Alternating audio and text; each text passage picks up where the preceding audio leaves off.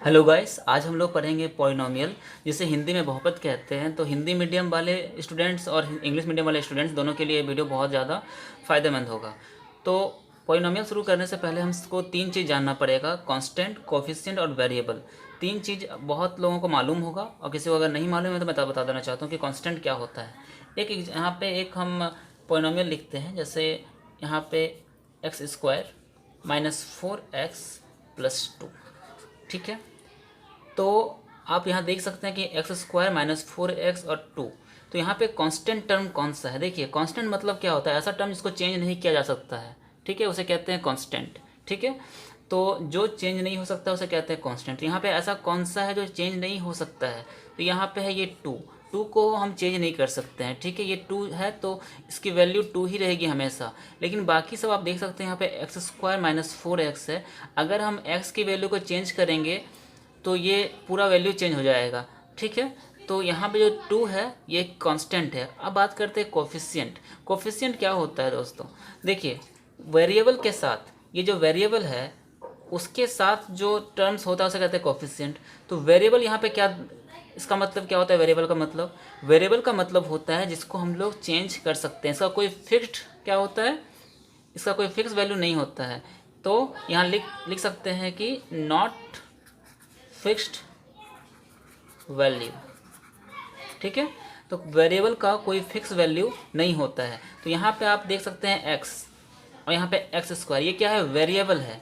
अगर हम यहाँ पे इसको इसलिए कहते हैं वेरिएबल, देखिए अब x के जगह पे अगर हम 2 लिख दें तो ये पूरा जो आपका इक्वेशन है इसकी वैल्यू कितनी हो जाएगी? 2 का स्क्वायर माइनस 4 इंटू 2 प्लस 2, यानी 4 माइनस 8 प्लस 2, 4 प्लस 2 6 माइनस 8 कितना हो गया? 6 minus 8 is equal to minus 2 हो गया।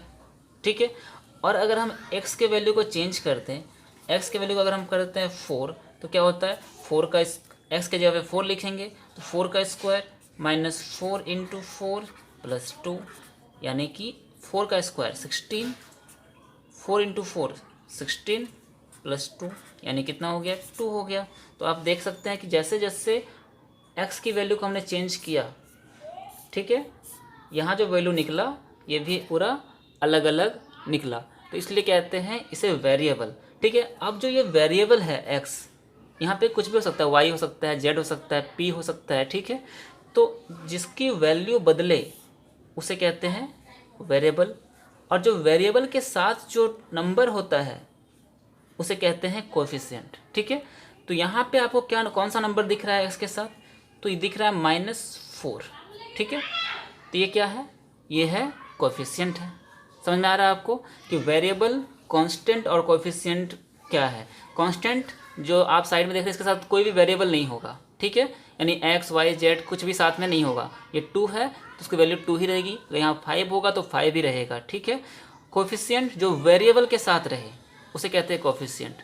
x के साथ क्या है? 4 है। अब देखिए यहाँ पे, अब ये एक्स स्क्वायर के साथ क्या है? तो यहाँ पे 1 है। ये 1 दिख नहीं रहा है, लेकिन 1 यहाँ पे क्या है? मल्टीप्लाई है। मतलब अगर ये ऐसा है x square minus 4x plus 2, तो इसको हम लिख सकते हैं इस तरह से, 1x स्क्वायर लिख सकते हैं। तो एक्स स्क्वायर के साथ जो कोफिशिएंट है वो है 1। ठीक है, तो ये एक टर्म हो गया वेरिएबल, कोफिशिएंट और कांस्टेंट का। आगे जो हम लोग पढ़ने वाले हैं वो पढ़ेंगे हम लोग डिग्री। ठीक है, तो डिग्री हम लोग पहले पढ़ते हैं। तो हम लोग पहले पढ़ेंगे डिग्री पढ़ेंगे।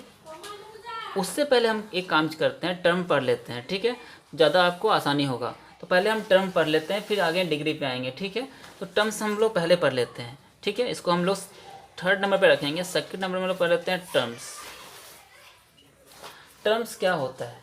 देखिए, इंग्लिश में कहते हैं this several part of the polynomial separated by plus और minus operation are called the terms of expression. ठीक है, इसका मतलब क्या होता है? देखिए क्या कहा गया है कि अगर कोई पॉलिनोमियल है उसको प्लस और माइनस सेपरेट कर रहा है तो उसे कहते हैं हम लोग टर्म्स। तो कितना प्लस और माइनस आया वो डिफाइन करता है कि कितना, किस टर्म का वो पॉलिनोमियल है। एग्जाम्पल के तौर पे हम देख लेते हैं। यहाँ पे एक एग्जाम्पल लेते हैं, जैसे x4 माइनस 2x प्लस 4।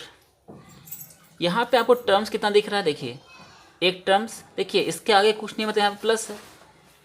तो इस पॉलिनॉमियल में, इस पूरे पॉलिनॉमियल में आपको कितना सारा टर्म्स दिख रहा है, तो एक यहाँ, दूसरा यहाँ, तीसरा यहाँ, तो ये 3 टर्म्स का पॉलिनॉमियल हो गया। तो इसे कह सकते हैं ये, तो अगर 3 टर्म का है तो इसे क्या कहेंगे आगे हम समझेंगे, ठीक है। तो इसका टर्म कितना है, 3 है, और इसके आधार पे हम लोग डिफाइन करते हैं कि कोई भी जो इक्वेशन है वो किस टर्म का है। और एक एग्जाम्पल ले लेते हैं, मान लीजिए सिर्फ x4 ही लिखते हैं, ये एक टर्म का एग्जाम है, ठीक है। तो आज हम आगे समझेंगे कि अगर एक टर्म का होगा तो उसे क्या कहेंगे, 2 टर्म का होगा तो उसे क्या कहेंगे, और 3 टर्म का होगा तो उसे क्या कहेंगे, ठीक है। इस तरह से हम समझेंगे। सबसे पहला आता है पहला 1 number, terms according to terms. अगर एक टर्म का है, ठीक है, कुछ ऐसा है, x4 है या 2x² है या सिर्फ 2 ही है, ठीक है, तो ये क्या है, ये सिंगल टर्म का एग्जाम्पल है, ठीक है। और इसे हम लोग कहते हैं, हम लोग मोनोमियल।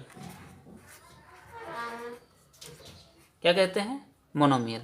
मोनोमियल में क्या होता है, एक टर्म होता है, ठीक है। अगर एक टर्म है तो मोनोमियल। सेकेंड में आता है बाइनोमियल, ये सेकेंड टर्म है, ठीक है। इसमें कितना होगा, 2 टर्म होगा। सेकेंड में क्या आता है, बाइनोमियल, और इसमें कितना टर्म होता है, तो 2 टर्म होगा। क्या क्या होगा, कुछ भी हो सकता है, -4 y² लिख सकते हैं और +2 लिख दीजिए। कितना टर्म है इसमें, 2 टर्म है ना, एक माइनस का एक प्लस का, 2 टर्म है। और एग्जांपल लेते हैं, √2z³ -4x², ये भी हो सकता है। ये कितना टर्म इसमें है, 2 टर्म का है, तो ये हो गया बाइनोमियल। अब 3 नंबर में आता है ट्राइनोमियल।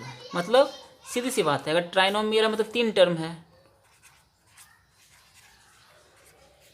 मतलब इसमें 3 टर्म रहेगा।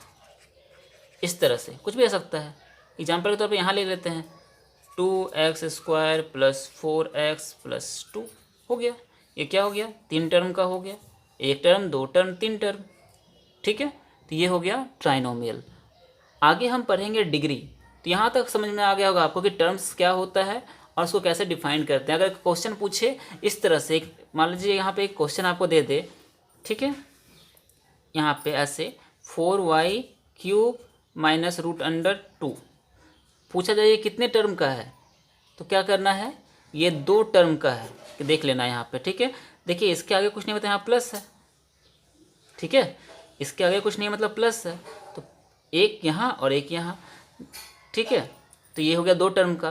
किसी भी टर्म्स को देखिए सेपरेट कौन कर रहा है, यहाँ पे माइनस इसको सेपरेट कर रहा है, यहाँ पे 1 और 2 टर्म है, अब बीच में माइनस है, तो इस टर्म को सेपरेट कौन करता है, या तो प्लस करता है या तो माइनस करता है, ये ध्यान में रखना है आपको, ठीक है। तो एक यहाँ पे और एक यहाँ पे, 2 टर्म हो गया। और एग्जाम्पल हो सकता है 3 टर्म का, ठीक है। एक मान लीजिए इस तरह से z³ -2√3z² + 1 हो, तो ये कितना टर्म हो गया, एक टर्म यहाँ, 2 टर्म यहाँ और एक टर्म यहाँ, 3 टर्म का, 3 टर्म हो गया इसका। तो समझ में आ गया कि टर्म किसे कहते हैं। 3 टर्म का रहेगा तो ट्राइनोमियल कहेंगे, 2 टर्म का रहेगा तो बाइनोमियल कहेंगे, और 1 टर्म का रहेगा, अब 1 टर्म का रहा तो क्या कहते हैं इसको, तो हम क्या कहेंगे, मोनोमियल, ठीक है। 1 टर्म का मोनोमियल, 2 टर्म का बाइनोमियल और 3 टर्म का ट्राइनोमियल। तो टर्म सब खत्म हो गया। आगे हम बात करेंगे डिग्री का, ठीक है। उसको डिग्री का बात करेंगे आगे हम, ठीक है। देखिए डिग्री किसे कहते हैं, डिग्री किसे कहते हैं, इसका डेफिनेशन क्या है, highest power of the variable in a polynomial is the degree of the polynomial. क्या वो कहते हैं, highest power of the variable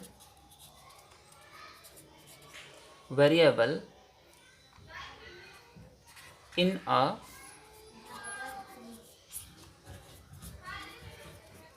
polynomial is the degree of the polynomial. क्या बोल रहा है? किसी भी पॉलिनोमियल का, ठीक है, किसी भी पॉलिनोमियल का जो हाईएस्ट पावर होगा वही कहलाएगा उसका डिग्री। ठीक है। अब इसमें क्या होता है, दो तरह का होता है। एक होता है वन वेरिएबल, जो पॉलिनोमियल होता है, कितने तरह का पॉलिनोमियल होता है? एक होता है वन वेरिएबल का होता है, और एक होता है दो वेरिएबल या से ज़्यादा वेरिएबल का। तो वन वेरिएबल में इसका मतलब क्या होता है? ये वन वेरिएबल का मतलब क्या होता है? जिसमें सिर्फ और सिर्फ एक चीज़ का मान निकालना रहे। ठीक है। क्या होगा? एक हम ले लेते हैं example, x square minus 2x plus 2, ये ले लेते हैं। इसमें कितना का वैल्यू निकालना है? सिर्फ एक ही वेरिएबल है ना, x। अगर जो वैल्यू निकलेगा किसका निकलेगा? सिर्फ x का वैल्यू निकलेगा, है ना। ठीक है। तो इसे कहते हैं वन वेरिएबल का। ठीक है। अगर पूछा जाए कि इसका डिग्री क्या है, ये जो वन वेरिएबल है इसकी डिग्री क्या है, तो ये क्या देखना है कि जो हाईएस्ट पावर है इस पॉलिनोमियल में, मान लीजिए ये px कोई पॉलिनोमियल है इतना बड़ा, x square minus 2x plus 2 एक पॉलिनोमियल है, ये एक अलजेब्रिक एक्सप्रेशन है। तो इसका जो सबसे हाईएस्ट पावर कहाँ है? ये दिख रहा है 2। तो क्या हो जाएगा, इस पूरे पॉलिनोमियल का जो डिग्री हो जाएगा वो हो जाएगा 2। क्या हो जाएगा? डिग्री 2। ठीक है। और एग्जांपल ले लेते हैं, दूसरा एग्जांपल क्या ले लें? दूसरा एग्जांपल ले लेते हैं यहाँ पे 4x³ माइनस 2x6 माइनस 4। क्या हो जाएगा? इसका डिग्री 6 हो जाएगा, क्योंकि जो 6 है वो हाईएस्ट पावर है सब में। ठीक है। ये तो हो गया वन वेरिएबल का। ठीक है, ये हो गया वन वेरिएबल का। लेकिन अगर दो या दो से ज़्यादा वेरिएबल का रहे, ठीक है, ये तो वन वेरिएबल का हो गया। अब सेकेंड नंबर में जो आता है वो क्या आता है? 2 और मोर वेरिएबल। ठीक है। सेकेंड नंबर में क्या आता है? 2 और मोर वेरिएबल्स। इसमें क्या करेंगे? इसका मतलब इसमें जो वेरिएबल रहेगा वो 2 होगा। ये जो पूरा पॉलिनोमियल बनेगा उसमें दो चीज़ का या दो नंबर्स, दो चीज़ का वैल्यू वेरी करेगा।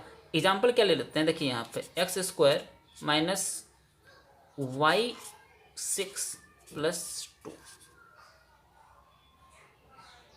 ऐसा भी तो हो सकता है।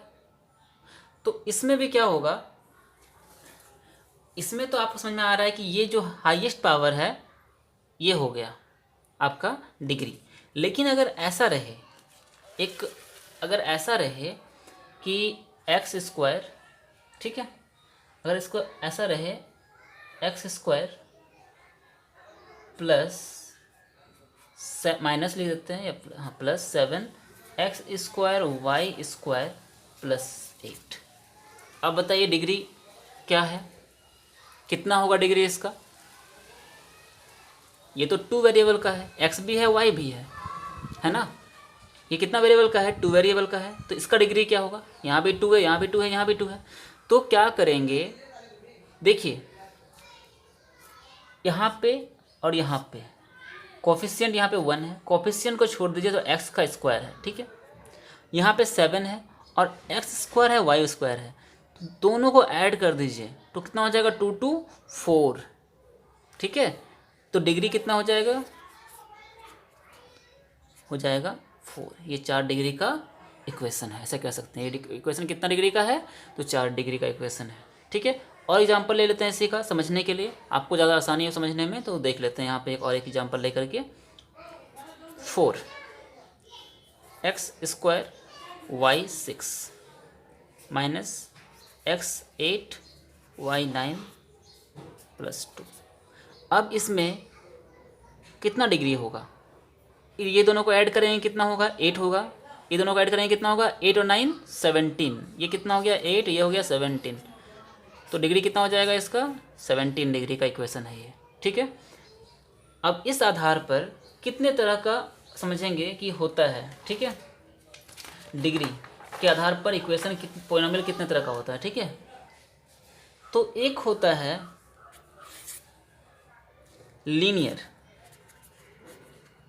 Linear polynomial. इसका मतलब इसमें डिग्री कितना है, ये 1 डिग्री का है। 1 डिग्री का मतलब ऐसा होगा, कुछ x होगा, 4x होगा, 2y होगा, एट्सेट्रा। 2 नंबर में आता है वो है क्वाड्रेटिक इक्वेशन। क्या आता है ये? Quadratic equation. 2 नंबर में जो आता है वो है क्वाड्रेटिक इक्वेशन। क्या होता है? जिसका डिग्री 2 हो, यानी कि सेकेंड 2 डिग्री का इक्वेशन जो होगा, 2 डिग्री का इक्वेशन जो होगा, उसे कहते हैं क्वाड्रेटिक इक्वेशन। एग्जाम्पल आप लोग देख सकते हैं यहाँ पे, हमने पहले भी एग्जाम्पल दे चुका हूँ इसका। ये एग्जाम्पल आपको दिख रहा है, ये क्या है? ये है 2 डिग्री का इक्वेशन, x² - 2x + 2। तो सबसे अधिक कहाँ पे है? यहाँ पे। तो ये है 2 डिग्री का इक्वेशन। अब आता है 3 नंबर में क्यूबिक, ठीक है। अब ये क्यूबिक पॉलिनोमियल किसको बोलते हैं? क्यूबिक पॉलिनोमियल बोलते हैं जिसमें 3 डिग्री इक्वेशन होता है, ठीक है। जो 3 डिग्री का इक्वेशन होता है उसे कहते हैं क्यूबिक पॉलिनोमियल। नंबर 4 में क्या है? By quadratic polynomial. क्या आता है? By quadratic. ये बाय क्वाड्रेटिक पॉलिनोमियल क्या है? जो 4 डिग्री का इक्वेशन होता है इसे कहते हैं हम लोग बाय क्वाड्रेटिक इक्वेशन। देखिए ये वाला, ये एक तरह का क्या है? ये एक तरह का, ये पूरा जो देख रहे हैं इक्वेशन, ये क्या है? एक तरह का 4 डिग्री का इक्वेशन है। समझ में आ रहा है आपको? तो ये समझ में आ गया कि 4 डिग्री का इक्वेशन को कहते हैं बाय क्वाड्रेटिक इक्वेशन, ठीक है, या बाय क्वाड्रेटिक पॉलिनोमियल। 4 डिग्री वाले इक्वेशन को कहते हैं बाय क्वाड्रेटिक पॉलिनोमियल, ठीक है। तो अभी हम लोग डिग्री समझ गए, टर्म समझ गए, टर्म्स, डिग्री, कांस्टेंट किसे कहते हैं, कोएफिशिएंट किसे कहते हैं, वेरिएबल किसे कहते हैं, ये समझ चुके हैं, ठीक है। अब हम लोग समझेंगे जीरो पॉलिनोमियल किसे कहते हैं, ठीक है। क्या हुआ यहाँ पे? अभी नेक्स्ट में है जीरो पॉलिनोमियल किसे कहते हैं। जीरो पॉलिनोमियल किसे कहते हैं? इसका डेफिनेशन क्या है? A polynomial having all coefficient equal to 0 is called zero polynomial. इसका मतलब क्या हुआ? जितना भी कोएफिशिएंट इसमें है वो क्या है? वो 0 के बराबर होगा, तो उसे किसे कहेंगे? Zero polynomial. एग्जाम्पल के तौर पे हम लोग देख लेते हैं, x4 0 × x² + 0। ये क्या है? जितने भी कोएफिशिएंट है वो क्या है? वो 0 है। नहीं, 0 × x4 क्या होगा? 0 होगा। 0 × x² क्या होगा? 0 होगा, +0। इसकी पूरी वैल्यू कितनी हो जाएगी? 0 हो जाएगी। तो इसे कहते हैं हम लोग जीरो पॉलिनोमियल, ठीक है। ये टर्म समझ में आ गया होगा। अब नेक्स्ट और आखिरी टर्म है, उसके बाद कुछ और टर्म्स है, रिमाइंडर थ्योरम और फैक्टर थ्योरम, उसको हम बाद में किसी दिन देखेंगे। लेकिन जो अभी आ रहा है वो क्या है? Value of polynomial. Value of polynomial, ठीक है।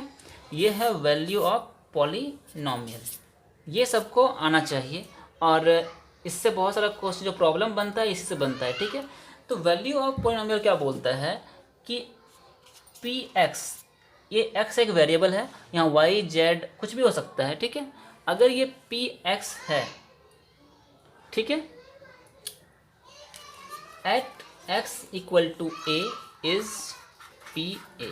क्या समझ में आ रहा है? कुछ यहाँ पे बोल रहा है कि अगर ये पी एक्स है और अगर जो वेरिएबल है, ठीक है, और x = a है, मतलब x = a है, तो पी ए हो जाएगा। मतलब x की जगह पे a भी हम लोग लिख सकते हैं। तो सिंपल सी बात है, अगर x = a है तो x की जगह पे a भी ले सकते हैं, ठीक है, कोई दिक्कत नहीं होगा। इसके बाद आपको समझ में आएगा प्रॉब्लम में, ठीक है। मान लीजिए कि एक प्रॉब्लम है, एक इक्वेशन है इस तरह से, x² + 2x + 6। ये एक क्या है, इक्वेशन है, ठीक है। और क्या बोल रहा है, एट x इक्वल टू 3, कहाँ पे, x इक्वल टू 3, जो 3 है ना वही a है। यहाँ पे एक लिख दिया गया है x इक्वल टू a, तो हम मान सकते हैं कि ये a का काम कर रहा है, ठीक है। क्या बोला गया है कि अगर px at x equal to a is pa, इसका मतलब ये जो है px की जगह पे a लिख सकते हैं, a का मतलब 3, ठीक है। तो x की जगह पे लिख दिए 3, क्योंकि बोला है कहाँ क्या लिखना है, x की जगह पे 3 लिखना है, तो जहाँ जहाँ x है वहाँ 3 लिख देंगे।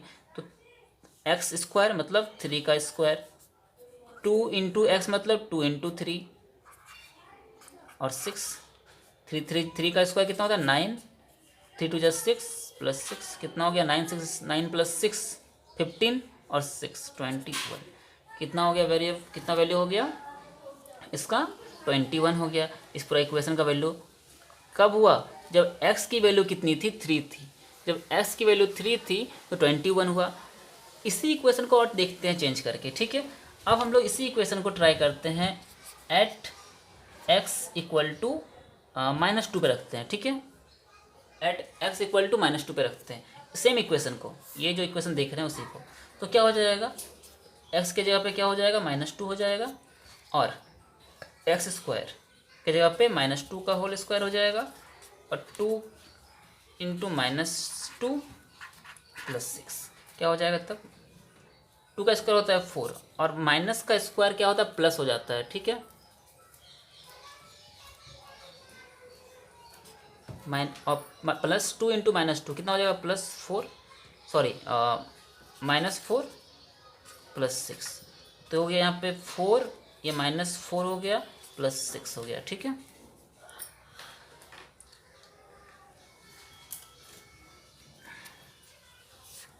+4 -4 प्लस 6 इज इक्वल टू 6। तो अभी के लिए इतना ही, उम्मीद है समझ में आया होगा। आगे जो हम रिमाइंडर थ्योरम और फैक्टर थ्योरम है उसको आगे हम पढ़ लेंगे। Thank you.